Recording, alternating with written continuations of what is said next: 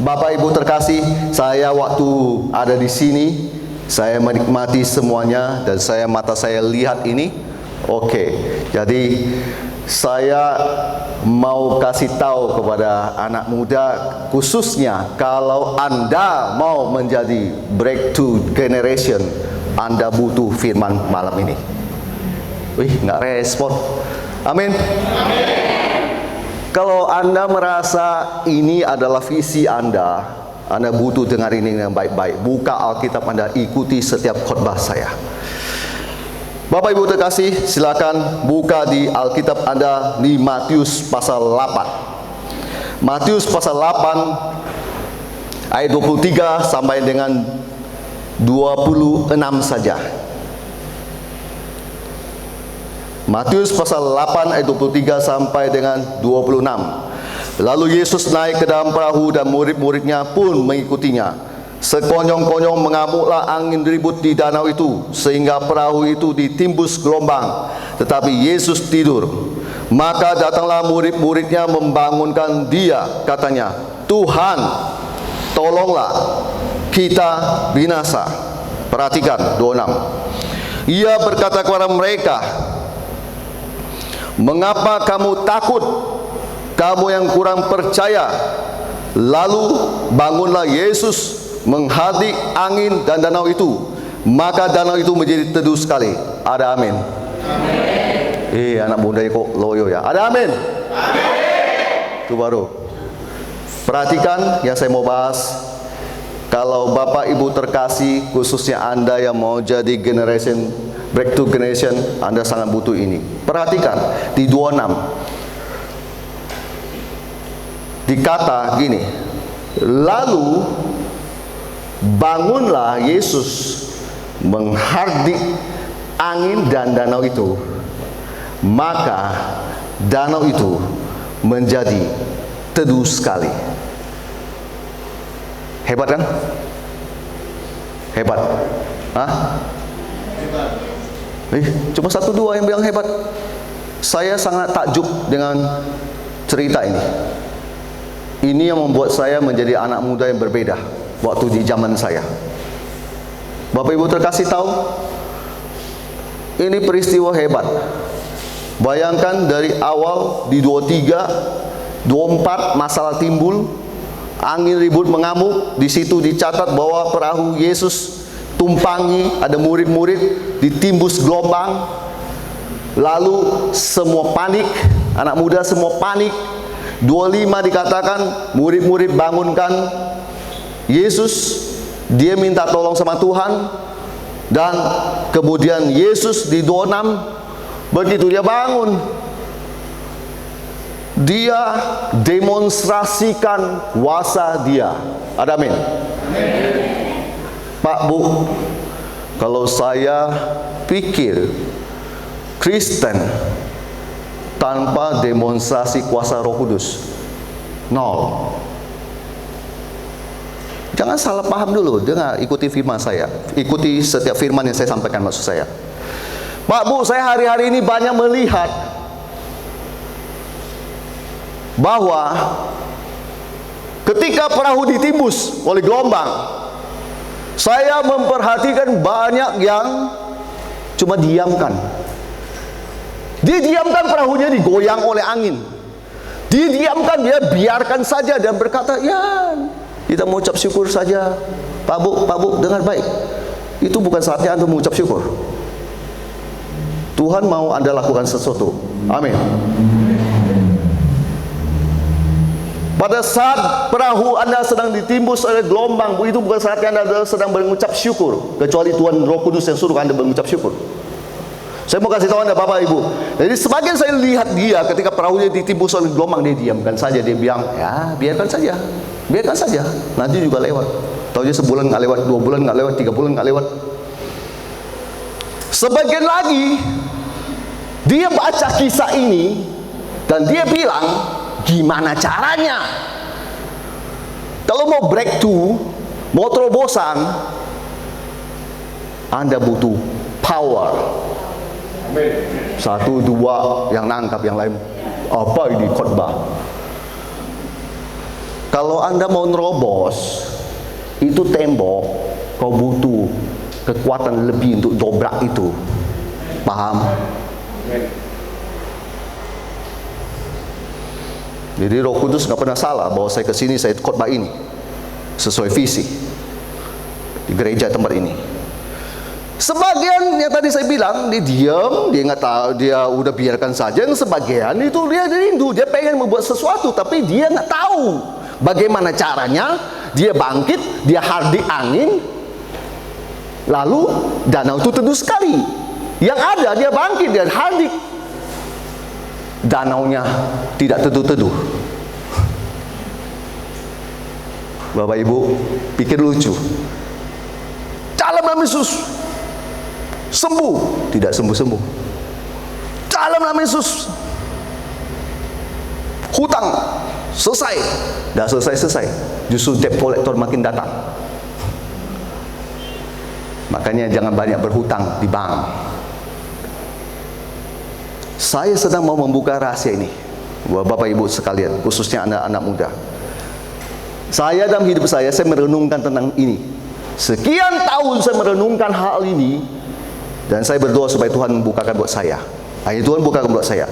Satu hal Pak Bu, Bapak Ibu, kita jalan-jalan ke Efesus pasal 6. Efesus pasal 6. Bapak Ibu terkasih, sudah nggak asing dengan Efesus pasal 6, khususnya dari ayat 14 sampai dengan 18. Di situ saya nggak akan bacakan ini. Saya cuma ngajak Bapak Ibu terkasih teliti firman ini semua. Di situ kan ada berkata, jadi berdiri tegap, pakai ikat keimbang kebenaran, baju sirah keadilan, dan bla bla bla bla bla, semuanya sampai terakhir di 17. Dan terimalah ketopong keselamatan dan pedang roh, yaitu firman Tuhan. Bapak dan Ibu terkasih, saya mau kasih tahu Bapak Ibu terkasih, saya ini kan penginjil Bapak Ibu. Saya tadi sudah bilang, saya seorang penginjil. Saya full time. Full time itu berarti saya tidak punya kerjaan lain selain saya cuma menginjil dan memberikan Injil. Udah, itu aja. Jadi saya ada di Kalimantan Barat, di Kalimantan Tengah, di Sumba, di Kupang, di Alor, di semua tempat, bahkan di Poso, Makassar, dan lain sebagainya. Sudah banyak tempat saya pergi. Toraja juga, semua saya sudah. Cuma ada beberapa tempat khususnya di Papua, Ambon, nah itu saya belum. Di Sumatera, di Medan saya sudah, ya. Saya ketemu sekian banyak jemaat dalam setiap KKR yang ada. Saya menemukan persoalan yang tidak pernah selesai, yaitu jemaat malas baca Alkitab. Khususnya anak muda, mereka sangat suka baca medsos dan sesuatu yang bersifat konyol, yang tidak perlu. Itu mereka rutin, mereka baca setiap hari. Kita itu mendistribusikan Alkitab di Kalimantan Barat. Bapak Ibu mau tahu, jumlahnya bukan ratusan, ribu. Bapak Ibu jangan bilang orang Dayak tidak punya Alkitab. Sudah sampai di pelosok saya distribusikan. Boleh tanya sama mereka. Sudah saya distribusikan ribuan. Setiap tempat sudah ada, gitu loh. Pokoknya yang bilang butuh Alkitab, saya kirim. Ada donatur-donatur, kirim. Setiap kali. Kenapa saya memperhatikan hal ini? Saya mau kasih tahu Bapak Ibu terkasih.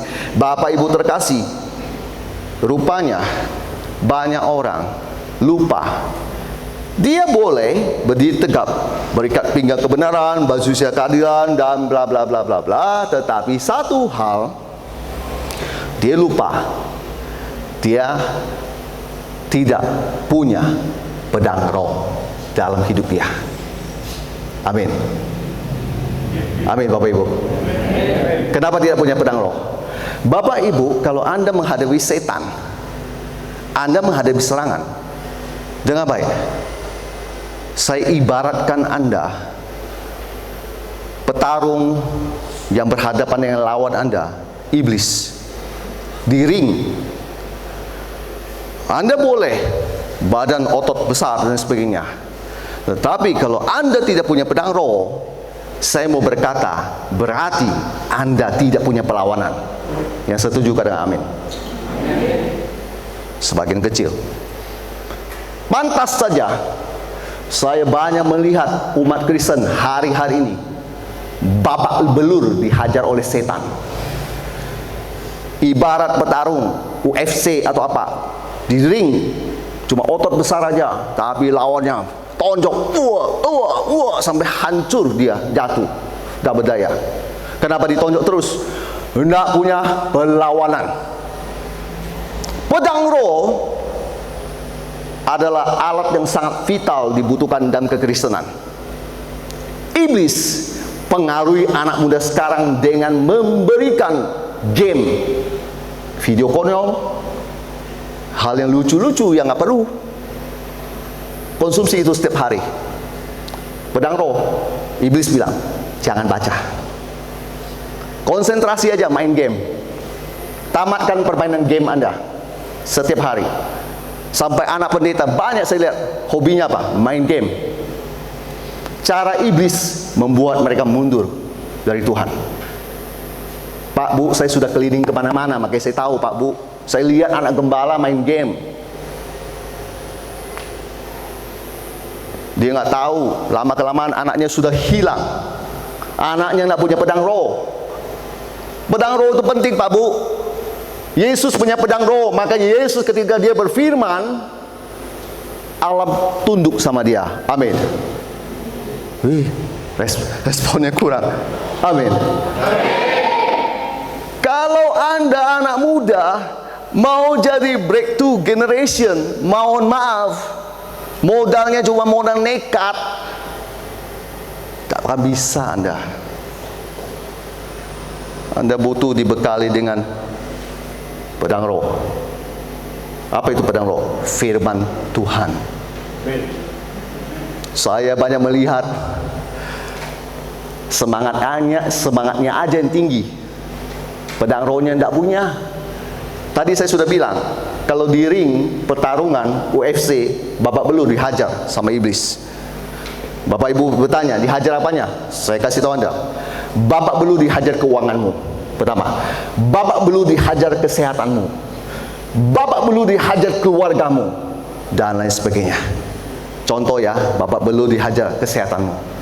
Iblis datang, dia kasih kamu flu, nggak sembuh-sembuh seminggu, ditambah berat lagi 2 minggu, sebulan.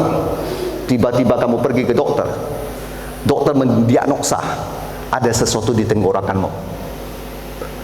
Kau dapat diagnosa itu, saya percaya dan yakin akan berkata sama Bapak Ibu terkasih, kamu pasti gentar pulang dari ruang dokter itu.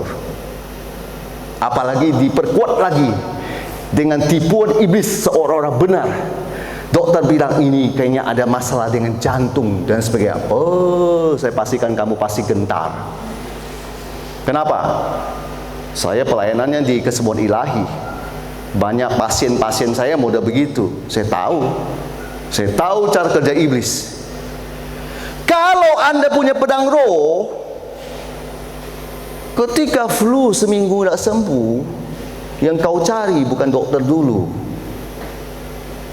Ada yang tersinggung? Kalau saya selalu bilang sama istri saya, yang kita harus cari Yesus dulu. Amin. Ada orang lucu, dikit-dikit kepala pusing langsung. Panadol mana? Panadol mana? Saya doakan kamu suatu hari ada di hutan Kalimantan Barat, di mana nggak ada apotek klinik apapun. Jadi kamu nggak bisa cari Panadol. Ikutlah dengan saya di hutan Kalimantan Barat. Nggak kayak sini jalannya, enak sini jalannya, bulus. Sana lumpur, tebalnya segini, dari sini segini. Kamu akan lihat ini tempat apa ini. Kalau Anda punya pedang roh, seminggu Anda sakit flu, dalam nama Yesus Tuhan pulihkan. Dalam nama Yesus aku berkata sembuh. Apalagi Anda ingat dengan firman Tuhan mengatakan tentang teks tentang kesembuhan ilahi. Oleh biru-birunya aku sembuh. Dalam nama Yesus aku percaya tiada mustahil bagi Tuhan. Dalam nama Yesus itu yang terus kamu gunakan pedang roh. Fungsinya untuk apa? Fungsinya untuk melawan setan, supaya dia pergi dari hidungmu, dari gangguan yang membuat kamu flu. Pak Pak, Bu, kenapa kita berkata tubuhmu ada baik suci Allah? Pikirkan itu baik-baik. Sebagian menjawab, oh karena tubuh kita, Pak, tubuh jasmani kita didiamin oleh Roh Kudus. Saya setuju. Oke, kita berawal dari jawaban itu saja. Pikirkan omongan saya baik-baik, Pak, Bu. Kalau memang penyakit itu berasal dari Tuhan, pikirkan omongan saya baik-baik sekali lagi. Masa dia, Allah yang menciptakan manusia segambar dan serupa dengan dia di Kejadian, masa dia suka lihat kamu flu dan tidak sembuh? Ada yang percaya itu? Kalau saya nggak percaya. Saya percaya Yesus mau kita sehat. Hambanya Pastor Max, semangat. Saya mau kasih tahu Bapak Ibu terkasih, makanya pakai pedang roh.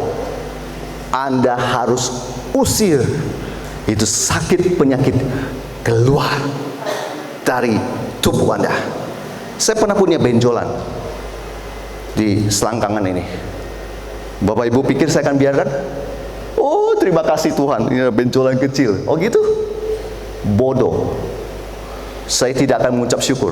Saya tahu Tuhan ini kalau baik suci Allah, benjolan ini dilarang keras tumbuh di bait suci Allah. Oleh sebab itu, Yesus keluar. Seminggu saya doakan, tidak hilang. 2 minggu saya doakan, tidak hilang. Minggu ketiga, dia hilang.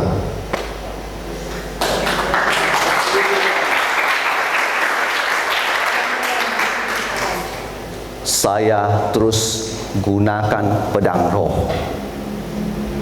Iblis, kita tusuk dia terus. Masa dia nggak pergi? Pencuri masuk rumahmu, kau angkat tongkat, getakin dia dan sebenarnya mau pukul dia. Numpang tanya, kalau dia nggak mau pergi, babak belur, kamu hajar. Amin. Begitu juga iblis. Makanya tidak gampang mau bikin sebuah terobosan anak muda. Anda harus mengerti ini dulu. Jadi poinnya adalah punya pedang roh. Kalau Anda setiap hari tidak pernah membaca Alkitab setiap pagi dan semalam dan sebagainya, tidak pernah merenungkannya, dan kemudian tidak pernah memberikan konsentrasi Anda pada firman Tuhan, mohon mau tanya, kau punya pedang roh dari mana? Bisa dibeli di supermarket? Tidak ada. Kau boleh beli Alkitab di supermarket, tetapi itu tidak akan menjadi milikmu. Pedang roh cuma bisa kau miliki ketika kau baca dan merenungkannya. Kau boleh beli Alkitab yang paling mahal, ada Indonesia, Inggris kayak saya punya. Harganya dulu saya beli, waktu saya tahu itu Alkitab itu saya dikasih gratis, tapi harganya bisa sampai 500 berapa. Mohon maaf, itu Alkitab tebal. Tetapi kamu tidak pernah bisa memiliki dia kalau kamu cuma taruh di rak bukumu, bertahun-tahun berdebu di situ. Kau nggak pernah memilikinya. Memang kau boleh berkata sama semua orang yang bangga, saya punya Alkitab yang versi begini sebenarnya. Tapi mohon maaf, tidak ada gunanya. Tidak ada gunanya. Pedang roh hanya berguna dan berfungsi ketika kau baca dan merenungkannya sampai itu masuk ke otakmu. Jadi ketika kau ngomong, Anda berbicara Bapak Ibu terkasih, yang keluar cuma firman. Sebagian nanggap, sebagian masih bingung. Pak, Bu, kembali yang tadi. Kita kembali yang tadi, Matius. Sebentar, buka ya, Matius yang pasal 8 tadi. Ayat ke-23, kembali ke situ. Yesus bangun, dia kan hardik, ya kan? Dia hardik dengan apa? Perkataan, ya kan? Berarti perkataannya adalah firmannya. Ada amin? Setuju dong semua? Perkataan Yesus adalah firman Tuhan. Saya sangat mengaminkan itu. Apa yang Yesus ucapkan, saya percaya dia nggak sembarang ngomong. Yesus pasti berkata-kata yang memang dari Tuhan. Jadi dia nggak akan sembarang ngomong. Saya percaya inilah ketika Yesus dia bangkit, dia hadik angin, berarti dia pakai pedang roh. Itu nomor satu yang saya bahas. Nomor dua yang saya mau bahas, Bapak Ibu, sekarang Bapak Ibu membayangkan,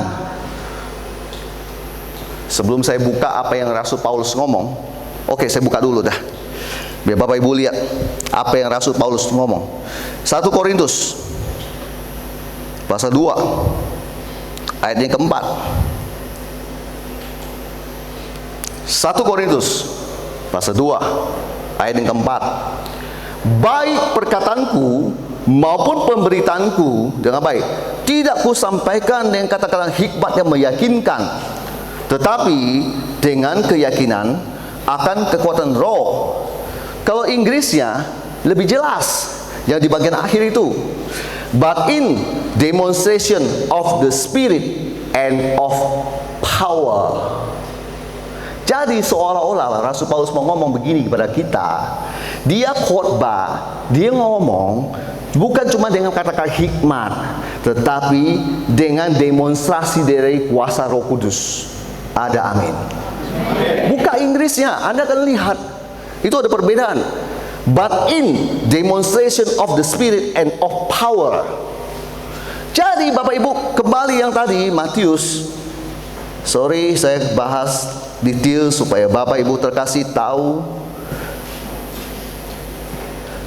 Jadi kalau Bapak Ibu terkasih hari-hari ini, oke, Anda sudah punya nomor satu, pedang roh. Anda pakai pedang roh, Anda hadik. Gak sembuh, gak ada perubahan, gak ada perubahan. Satu hal saya mau bilang sama Anda. Banyak orang hari ini di gereja, saya bingung, dia anti sama Roh Kudus. Kenapa Roh Kudus kamu perlu anti? Itu adalah pribadinya Tuhan. Ada amin. Kenapa yang sering dibahas itu buah-buah roh? Kalau dibahas yang karunia roh, dibilang apa lagi? Saya mau kasih tahu Anda, itu Roh Kudus yang sama. Buah roh, karunia roh. Amin. Justru Bapak Ibu terkasih, perhatikan omongan saya baik-baik. Saya ini meneliti ini dari sejak muda. Kenapa ya? Waktu saya masih di Singkawang itu adalah kota semua penuh dengan atraksi kuasa setan. Jadi dia nggak akan diamkan diri, dia atraksi, kasih kamu lihat. Tusuk sini, tembus sini, jalan di atas yang tajam-tajam, kebal senjata, terus bisa magic, bisa apa, bisa terbang. Ada orang Dayak bisa naik daun, terbang dia semuanya. Wih, Pak, Bu, sekarang saya mau ngomong gini. Saya lihat dari kecil bagaimana pendeta-pendeta yang saya lihat waktu itu. Waktu saya kecil, saya nggak menghina mereka. Saya sudah bilang, saya lihat waktu kecil berdoa tidak punya kuasa. Saya sebagai seorang anak muda yang bertobat, saya rindu menjadi breakthrough generation. Saya rindu punya sesuatu. Saya lihat pelayanan Yesus, bagaimana dia bangkit, dia hadik, kok Allah mau tunduk sama dia. Saya pelajari itu bertahun-tahun, Pak Bu. Hari ini Anda cuma hanya duduk di sini 2 jam, Anda dapat. Bentar, saya bertahun-tahun loh. Saya bagikan buat Anda. Ternyata firman tidak dengan kuasa Roh Kudus, kau kurang. Percayalah bahwa Tuhan rindu kamu faham firman ini dan membuka diri untuk minta kuasa dari Dia, supaya ketika kau berkata dengan firman, sesuatu terjadi. Pak Bu, saya sering lihat orang juga. Saya tadi sudah bilang, Pak Bu, Bapak Ibu tahu kampung saya, Singkawang, banyak orang Chinese, dan dia bilang, hehehe, ngomong apa kau? Ngomong Yesus. Hah? Orang bule itu kan melecehkan. Saya lihat Rasul Paulus punya pelayanan. Dia ngomong satu patah dua kata, orang itu buta. Berarti penuh dengan wibawa ilahi. Bapak Ibu, kau lihat Yesus di Lukas pasal 4 ayat 32, Lukas pasal 4 ayat 36. Di situ dikatakan perkataannya penuh kuasa. Kalau Anda mau breakthrough, kau butuh firman dan kau butuh kuasa. Kau nggak ada kuasa, kamu ibaratnya cuma martir yang besar. Tapi orang yang pegang martir itu pukul ke tembok, pukul ke setan, nggak besar efeknya. Saya sedang membayangkan semua martir tidak terlalu besar, tetapi dengan kekuatan dari Tuhan, seperti Tuhan mengurapi Simpson, itu orang semua, aduh, cuma lawan satu orang, babak belur semua. Amin. Yang pernah nonton film Simpson yang terbaru ini, Anda akan lihat itu. Semua dihajar sama dia. Saya sedang membayangkan Tuhan pakai seseorang untuk menghajar pasukan-pasukan setan. Terserah Anda mau bilang orang Filistin, tapi saya cuma melihatnya itu. Di alam roh saya lihat begitu. Kenapa Tuhan bangkitkan dia? Tuhan memang mau melakukan sesuatu oleh Simpson. Amin. Emangnya Tuhan sembarang menciptakan orang? Tidak kan? Ada di sini Anda merasa Anda kebetulan anak muda? Saya tidak pernah merasa saya kebetulan ada di sini. Saya dari orang antikris, saya penyebar Lucifer, saya bertobat, kemudian saya bekerja, kemudian saya berhenti kerja. Jadi hari ini, Anda bilang kebetulan? Enggak.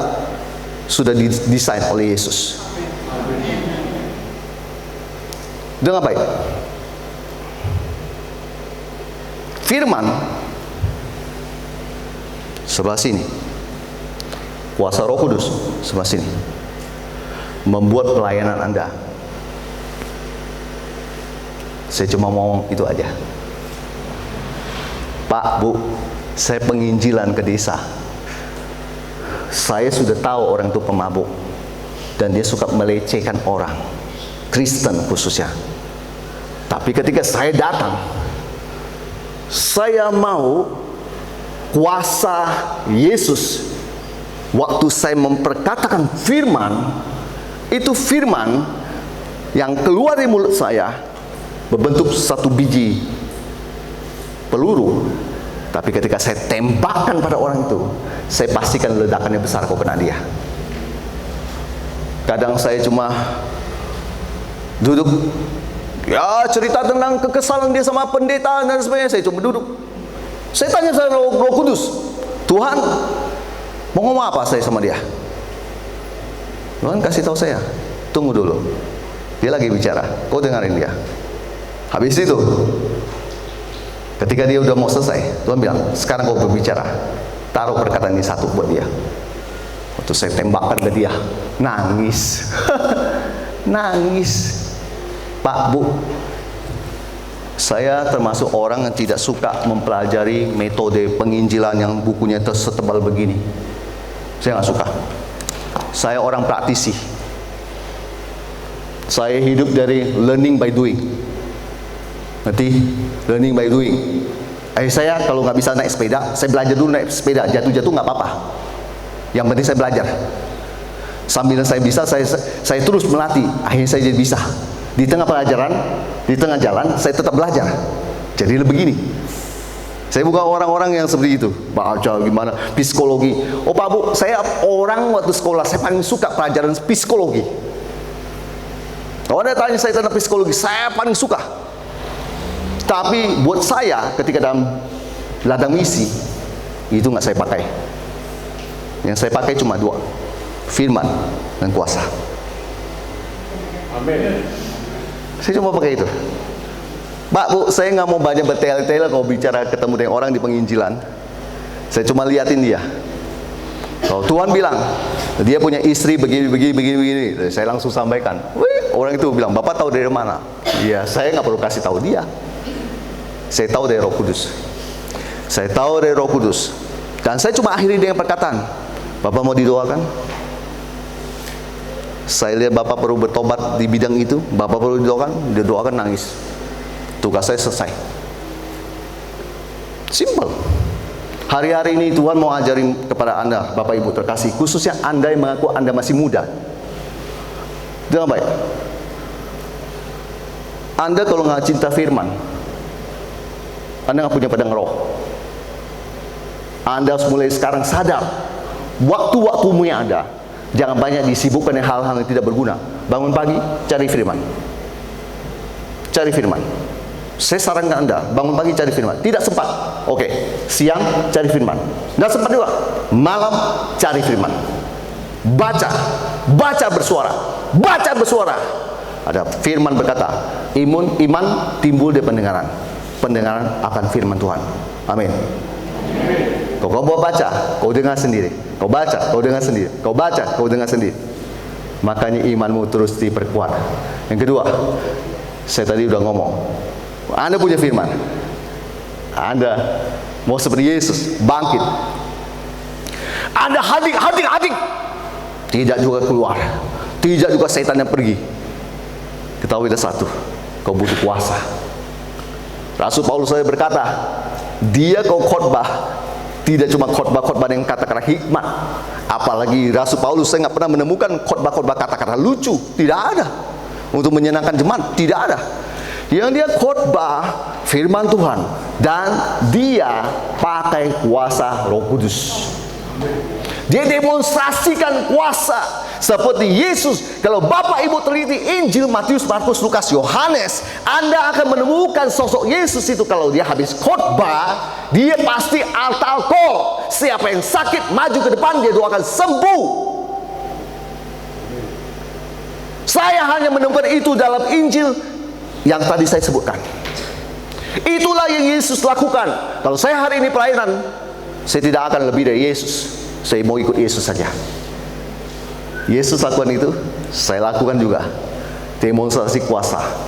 Pak, Bu, dengar baik. Saya hari khotbah saya. Saya masuk di situ. Bapak Ibu tahu, kalau cuma menghadirkan pendeta yang sama khotbahnya, tapi habis itu jemaat pulang, yang sakit tetap sakit, yang bermasalah tetap bermasalah, yang bermasalah dengan keluarga tetap bermasalah. Bapak Ibu terkasih, kayaknya saya cuma menambah jumlah pendeta yang datang ke Sumba. Saya bilang sama diri saya, enggak, saya datang, Tuhan rubah mereka semua. Amin. Generasi muda, Anda mau jadi generasi membuat terobosan dengan baik. Kalau di samping mau orang jual nasi goreng, kamu mau hadir juga dengan bikin nasi goreng yang sama juga, saya pastikan kamu nggak laku. Kamu harus punya sesuatu yang dia tidak punya. Kalau hari ini Anda tangkap firman ini saya jarang lihat pelayanan mode begini. Tapi Alkitabiah ya saya bahas. Rasul Paulus saja mempraktikkannya, bahwa firman tanpa kuasa Roh Kudus enggak menghasilkan sebuah power yang kuat. Kalau firman dan kuasa Roh Kudus, Anda akan lihat sebuah terjadi. Jadi ketika Yesus di pasal 8 ayat 26 bangun, Yesus di Inggris yang ngomong, then he arose and rebuked, menghadik the winds and the sea. Jangan baik, di situ Inggrisnya ngomong gini, and there was a great calm. Calm itu kan tenang, great berarti luar biasa. Mau menjadi seperti Yesus lakukan? Ada amin. Yang mau angkat tangan bersama saya. Yang nggak mau nggak usah. Turunkan tangan Anda. Saya minta pemusik piano, boleh sini. Silakan.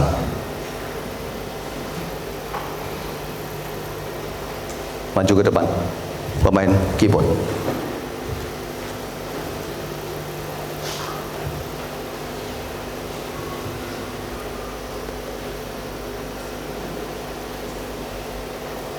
Di F boleh.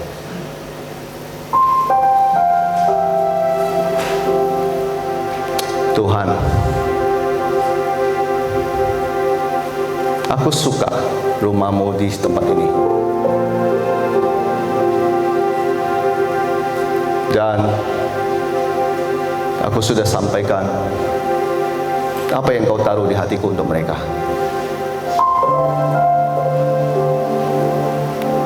Bukan kebetulan, dan aku sangat bersyukur hamba-Mu ini buka pintu buat kami.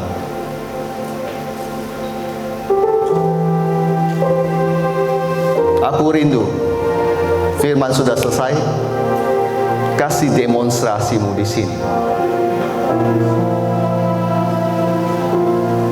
supaya mereka melihat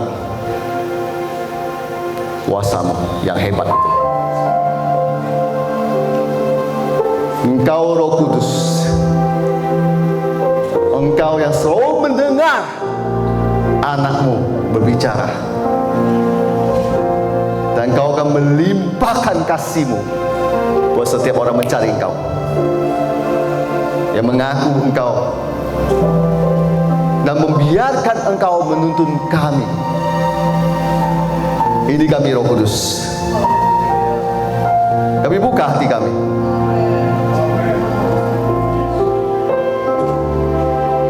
Saya minta singers, naik. Piano saja nggak apa-apa. Pemain musik Anda boleh naik, tapi Anda standby saja.